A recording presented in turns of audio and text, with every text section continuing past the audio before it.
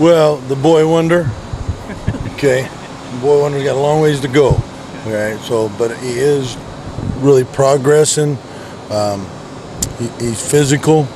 I think he's playing with some maturity right now. So he is showing up for a freshman. How tough is it for a true freshman to be in the too deep of an SEC school? Well, I think it's very difficult. I think, again, the ability to spend time with him this summer was a real advantageous for him. We have great leadership coming out of Majid and Jordan Williams.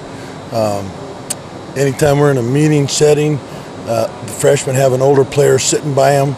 So every little aspect, attention to detail in that meeting is reiterated by that upperclassman. You've seen Kendall Vickers work at end tackle. Where do you see his future at Tennessee? Well, I think that's, again, what we talked about a lot last year is we coach for success. So we're going to put young men in a position to make them successful. The other thing we talk about as a defensive line is all for one, that all four guys are hooked together. And so we should have that flexibility to play inside and outside with multiple guys. Coach Jones singled out some of your young defensive linemen. Yes. Derek Barnett in particular, saying he's starting to see, so it feels like the light might be coming on a little bit. I mean, have you seen that a little more? I have. Been very pleased with his progress. He's still a freshman.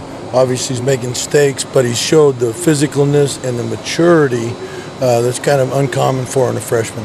And him and Dwayne both, with their body type, are they as explosive? I mean, are they just kind of that unusual package that have that size and speed to stay out there? I think they are, and that's what you want to get as big as you can get while retaining your athleticism. And I think that's two examples of two really big bodies that are very athletic. Steve, you've been doing this a while. Have you ever had a time where you've had, I guess, 4 freshmen at a time lining up across the front for you?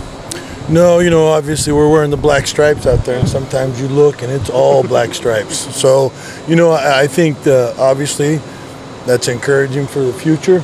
But it's a little bit shocking right now in the present. So, but I'm excited. Are you evaluating, or how do you evaluate those guys this early? When they're kind of, maybe they don't have as good a grasp of the system yet. Well, I think the big thing is that you're managing reps, that you're getting them on film. You're able to evaluate the young guys. That's what we have a rep count for every day. So we're ensuring that the young men are out there getting enough reps to be evaluated and enough reps to make it, justified for them. Not being able to execute or being able to execute. How were DeMaurier and Owen maybe different from when they were in the spring? I know Owen was conditioning with him, and you guys kind of like what Mixon was doing. Yeah, Mixon, I think took a few days for him to get back to his spring standard, but the last few days he's been flying around, running like the Mixon that we know. Owen is always going to be a work in progress with his conditioning level and those type things. But again, when his motor's on and he's doing things right, he's pretty powerful. Coach, none of your freshmen were here in the spring like so many of those other guys. I mean, how big of a day is tomorrow for them? I think it's a big day. I think tomorrow getting in the stadium will kind of open their eyes a little bit. I think we've been in the grind, and it's just been the same routine. So tomorrow will be fun to really put them on the game field and see what they can do. And how is Kurt doing with that transition? Is it kind of getting to the point where it's second nature to him now? I mean, does he look like a natural? Yeah. I think it is. Attention to detail, some of his techniques, footwork, those kind of things. He's the type of young man, he texts me about once a day, like, what do I got to work on today? So that, along with his leadership, puts him in a position now to focus on those small fundals, attention to detail. Is that really refreshing to have that coming from a guy that's his age in the program and not some freshman that's really scrambling, but the guy that's been here for 4 years still has it just shows an inner drive. He wants to be great.